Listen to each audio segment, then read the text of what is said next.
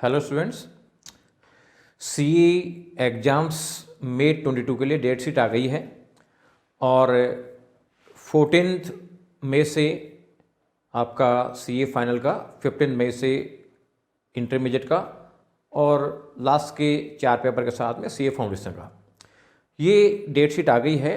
और date sheet के बाद में स्टूडेंट्स में ये रहा है कि रिमेनिंग टाइम का हम किस तरीके से यूज करें। तो देखिए, कोई भी सक्सेस होने के लिए प्लानिंग की बहुत ज़रूरत पड़ती है, क्योंकि प्लान्ड वे में अगर कोई वर्किंग की जाती है तो वो फ्रूटफुल होती है, रिजल्ट देती है। अनप्लान्ड वे में वर्किंग की जाए तो उसका उतना रिजल्ट नहीं आता है। स्टूडेंट्स की कॉल आ रहे हैं कि साहब किस तरीके से हम बचे हुए टाइम का यूटिलाइजेशन करें, क्या पढ़ें क्या नहीं पढ़ें।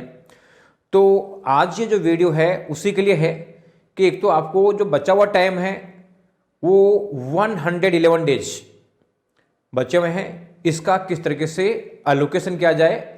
दूसरा है, इस पीरियड में आपको क्या क्या मैटर पढ़ना है, कौन से चैप्टर पढ़ने, कौन से छोड़ने, ये सब चीज़ें मैं आप लोगों से डिस्कस करने वाला हूं। ये जो वीडियो है इसमें जो प्लान है, इस प्लान की पीडीएफ वीएसआई का जो टेलीग्राम चैनल है जो डिस्क्रिप्शन बॉक्स में दिया हुआ है उसमें दे रखी है, वहाँ आप ज्वाइन करके और ये आप पीडीएफ ले सकते हैं। और उसमें मैं बताऊंगा कि आपको कौन सी कैटेगरी पढ़नी है, A category, B category, C category. तो एबीसी कैटेगरी का एनालिसिस अभी चल रहा है, तो उसके लिए भी आप वीएसआई के यूट्यूब चैनल से वो वीडियो देखें और टेलीग्राम चैनल से उसके एबीसी में कौन कौन से चैप्टर ले रखे हैं हर सब्जेक्ट में वो दिए हुए हैं, वो भी वीएसआई के टेलीग्राम चैनल पर अवेलेबल है। तो सबसे पहले मैं सीए फाइनल का बताऊंगा स्टडी प्लान क्या रखना चाहिए, इसके बाद सीए इंटरमीडिएट का और इसके बाद में सीए फाउंडेशन का, तीनों का प्लान बताऊंगा। और आपने अभी तक अगर वीएसआई का यूट्यूब चैनल ज्वाइन नहीं किया है तो इमीडिएट ज्वाइन कर लें, इमीडिएट सब्सक्राइब कर दें और यूट्यूब चैनल के साथ साथ में आपको टेलीग्राम चैनल भी ज्वाइन कर लें। तो मैं आपको पीडीएफ के थ्रू दिखा रहा हूँ। अब आप पीडीएफ देखें जिसमें पूरी प्लानिंग दे रखी है कि सबसे पहले कितना कितना टाइम अलोकेट करना चाहिए। तो ये 111 डेज का स्टडी प्लान है मई 22 एग्जाम के लिए। पहले सीए फाइनल लिया है अपन ने, और सीए फाइनल में जो स्टूडेंट बोथ ग्रुप के एग्जाम दे रहे हैं उनके लिए तो प्लानिंग क्या है, और जो सिंगल ग्रुप के एग्जाम दे रहे हैं आइदर फर्स्ट ग्रुप और सेकंड ग्रुप, उसकी प्लानिंग क्या है, दोनों प्लानिंग देखेंगे अपन पहले। तो ये सीए फाइनल जो बोथ ग्रुप दे रहा है, कम से कम 3 बार रिवीजन का प्लान तो कर ही ले। 3 रिवीजन तो मस्ट है कम से कम, क्योंकि 3 रिवीजन नहीं करेंगे तो ढंग से चीज़ें माइंड में सेट नहीं होती है, दिक्कत आती है। पहला रिवीजन आप 7 डेज कर लें।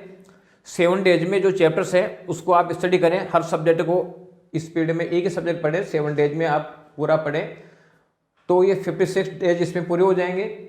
सेकेंड रिवीजन 3 डेज का करें तो 8 सब्जेक्ट में 24 डेज हो जाएंगे। थर्ड रिवीजन 2 डेज का करें तो 8 सब्जेक्ट के साथ 16 डेज हो जाएंगे। 96 डेज का ये है पोजीशन। अब बचते हैं 15 डेज। अब कुछ सब्जेक्ट ऐसे हैं इनमें जिसमें आपको थोड़ा सा टाइम ज़्यादा लगने वाला है। ये हर स्टूडेंट के लिए अलग अलग है। अगर मैं कह दूँ साहब एफआर बड़ा है, इसमें टाइम लगता है, कई बच्चों को एफआर बहुत ईजी लगती है, कई बच्चों को एसएफएम ईजी लगती है, किसी को क्या टफ लगता है, किसी को क्या ईजी लगता है, सब बच्चों का अलग अलग है। तो ये एवरेज टाइम बताया मैंने 15 डेज आपके पास मार्जिन में रखे हुए हैं। ये या तो आप ऐसा कर सकते हैं कि अभी तक आपका अगर सिलेबस बाकी है तो 15 डेज में सिलेबस पूरा कर लें पहले और फिर इस प्लानिंग पे चलें, या फिर आपको लगता है कि मेरा सिलेबस पूरा है और मैं वर्किंग कर सकता हूँ तो उसमें जो जो वीक सब्जेक्ट है उसमें थोड़ा सा टाइम, एक एक दो दिन का टाइम आप बढ़ा दें। जो आपको लग रहा है आप हमारे वीक सब्जेक्ट है उस पोर्शन में थोड़ा टाइम बढ़ा दें। इस तरीके से पूरे 111 डेज का आप यूज करें। जो स्टूडेंट सिंगल ग्रुप दे रहा है, सिंगल ग्रुप दे रहा है आइदर फर्स्ट ग्रुप और सेकंड ग्रुप, वो 4 रिवीजन का प्लान बनाए। पहला रिवीजन करें 10 डेज में, दूसरा रिवीजन 5 डेज में, फिर 4 डेज में और फिर 3 डेज में। 4 रिवीजन करने के बाद में उसके बाद 23 डेज बच रहे हैं। अब 23 डेज बच रहे हैं तो कुल मिला के इस 23 डेज में वो अपना या तो कोर्स बचा हुआ तो कोर्स पूरा कर ले, और अगर कोर्स हुआ हुआ है तो जो अपना वीक एरिया है उस वीक एरिया में थोड़ा टाइम ज़्यादा दे दें। हो सकता है कि इस सब्जेक्ट को पढ़ने में उसको 10 के बजाय 12 डेज चाहिए, तो इसका मतलब है कि उसमें 12 डेज का टाइम दे दें। सेकेंड डिवीजन थर्ड डिवीजन में भी थोड़ा सा वो टाइम एडजस्ट कर सकता है। तो 23 डेज का उसके पास मार्जिन है जिसको वो या तो कोर्स पूरा करने में या अपने वीक एरिया को पूरा करने में लगा सकता है। इस तरह से 111 डेज। कितना स्टडी करना चाहिए आपको, कितना स्टडी करना चाहिए? तो देखो, दो तरीके के स्टूडेंट है, एक तो बिल्कुल फ्रेशर है जो फर्स्ट टाइम एग्जाम देगा, दूसरा है जो रिपीटर है, पहले एग्जाम दे चुका है और क्लियर नहीं कर पाया। तो जो फ्रेशर स्टूडेंट के लिए जो प्लानिंग है कि वीएसआई के टेलीग्राम चैनल पे जाओगे आपको तो हर सब्जेक्ट में एबीसी कैटेगरी मिलेगी कि ये सब्जेक्ट में ए कैटेगरी की चैप्टर ये हैं, बी कैटेगरी की है, सी कैटेगरी की हैं। ए कैटेगरी के चैप्टर वो हैं जिसमें ज़्यादा क्वेश्चन पूछे जाते हैं और इजी चैप्टर हैं, और सी कैटेगरी वो है जिसमें या तो कम बार क्वेश्चन पूछे जाते हैं या टफ पेपर चैप्टर्स हैं। मॉडरेट चैप्टर बी कैटेगरी में रखे हुए हैं। तो आप तो पहले ए कैटेगरी चैप्टर करें, फिर बी के करें, फिर सी के करें, जितना ज़्यादा हो सकता है उतना ज़्यादा रिवाइज करें। लेकिन जो शेड्यूल है फर्स्ट आप रिवीजन करना, तो इस रिवीजन टाइम में जितना हो सकता है उतना रिवाइज करो, जो नहीं हो रहा उसको छोड़ दो। तो ए कैटेगरी पूरी करनी है, बी कैटेगरी पूरी करनी है, दो कैटेगरी तो कम से कम आपकी होनी चाहिए, और सी कैटेगरी में जितना आप कर सकते हैं उतना ज़्यादा करने की कोशिश करें। जो स्टूडेंट रिपीटर हैं और पहले भी एग्जाम दे चुके हैं, तो रिपीटर स्टूडेंट या तो बोथ ग्रुप देना चाह रहा है या सिंगल ग्रुप देना चाह रहा है। अब रही बात रिपीटर की, साहब दिसंबर का रिजल्ट तो आया ही नहीं अभी, तो कोई बात नहीं, ये उनके लिए है जो जुलाई में क्लियर नहीं कर पाए थे और दिसंबर का एग्जाम दिया, लेकिन उनको लग रहा है कि पास होना मुश्किल है, वो बच्चे अभी फॉलो कर लें। बाकी रिजल्ट आ रहा है, रिजल्ट आने के बाद में इसको अकॉर्डिंगली आप चालू कर सकते हैं। तो जो बच्चा बोथ ग्रुप का एग्जाम दे रहा है और पिछले एग्जाम्स में अगर उसके मार्क्स बिलो 250 है, तो वो कम से कम ए कैटेगरी पूरी करके और बी कैटेगरी का 50% कर ले। ए कैटेगरी पूरा करके बी का 50% कर लेगा तो ये मान लो कि 75 मार्क्स के आसपास तक के क्वेश्चन पूरा करने की पोजीशन में वो आ जाएगा। जो 250-300 के बीच में है वो ए प्लस 75% और बी कैटेगरी कर ले तो वो लगभग 80 मार्क्स के आसपास के क्वेश्चन करने की पोजीशन में इसमें आ जाएगा। और जो अबो 300 है वो ए और बी कैटेगरी कर ले पूरी। इसके अलावा अगर मान लीजिए कोई सी भी कैटेगरी में आ रहा हो, आपको लग रहा है कि हाँ मेरे पास टाइम में थोड़ा और कर सकता हूँ, तो कुछ एडिशनल भी वो कर सकता है। ये तो मैंने मिनिमम बताया, कम से कम इतना तो कर लेंगे तो अपना पर्पसफुल हो जाएगा, लेकिन अपने पास टाइम में थोड़ा टाइम ज़्यादा और दे सकते हो।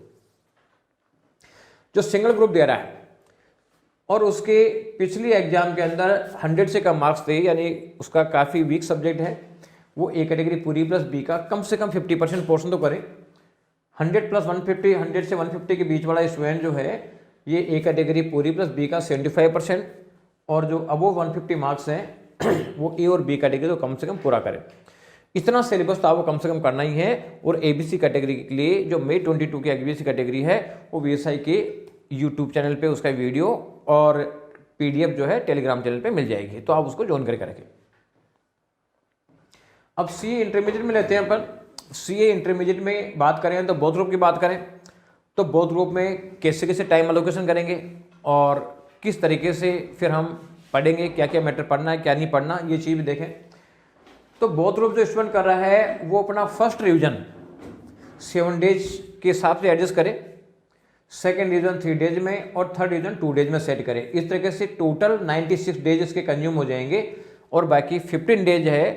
तो अगर किसी का कोर्स पूरा होना बाकी है तो अपना कोर्स पूरा कर ले, और अगर कोर्स पूरा होना बाकी नहीं है, उसने पढ़ लिया है, तो कोई भी जो वीक सब्जेक्ट है उसमें उस टाइम को अलोकेट कर सकता है, तो उससे इसका पर्पस सोल्व हो जाएगा।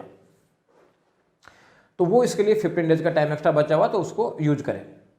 सिंगल ग्रुप दे रहा है तो 4 रिवीजन तो कम से कम करना ही करना है। फर्स्ट रिवीजन 10 डेज में, सेकंड रिवीजन 5 डेज में, थर्ड रिवीजन 4 डेज में और फोर्थ रिवीजन 3 डेज में। इस तरीके से टोटल आपके 88 डेज हो जाएंगे, 23 डेज बचेंगे। तो या तो कोई सिलेबस बचा हो उसको पूरा कर लो या फिर अपने वीक सब्जेक्ट्स को स्पीड में पूरा कर लो। तो ये 111 डेज का आपका पूरा प्लान हो जाएगा। क्या कितना मैटर पढ़ना है? तो देखो, जो फर्स्ट टाइम पेपर हो रहा है उसके लिए मैटर अलग है, जो रिपीटर है उसके लिए मैटर अलग है। अब कई बार बच्चे कहते हैं कि साहब ये दोनों के लिए डिफरेंस क्यों हो, कि भाई दोनों में डिफरेंस तो है ही, अदरवाइज कोई बच्चा रिपीट कर रहा है तो इसका मतलब है कुछ ना कुछ तो प्रॉब्लम रही है, तो इसलिए दोनों के लिए मैटर अलग अलग है। तो जो फर्स्ट टाइमर बच्चा है वो पहले ए कैटेगरी पढ़े, फिर बी कैटेगरी पढ़े, फिर सी कैटेगरी पढ़े, जितना ज़्यादा पढ़ सकते हैं उतना पढ़े। कोर्स पूरा कर लिए सबसे बेस्ट है, लेकिन पूरा भी नहीं हो पाता तो कम से कम प्रायोरिटी बेस पे चैप्टर्स आपके हो जाएंगे। जो रिपीटर स्टूडेंट है तो रिपीटर का ही वही है कि अभी दिसंबर का रिजल्ट आया नहीं है, तो कोई बात नहीं, पास्ट रिजल्ट के बेसिस पे आप देख सकते हो। जिसके 250 मार्क्स से कम है वो जो बहुत रुपये एग्जाम दे रहा है, 250 मार्क्स से कम है वो ए कैटेगरी पूरी प्लस बी का कम से कम 50% पोर्शन करें। जो 250 से 300 के बीच में वो ए कैटेगरी पूरी प्लस बी का कम से कम 75% पोर्शन करें, और अबो 300 मार्क्स है ए कैटेगरी पूरी प्लस बी कैटेगरी पूरी, इतना तो कम से कम करना है। ज़्यादा टाइम मिले तो थोड़ा सा ज़्यादा और देख सकता है।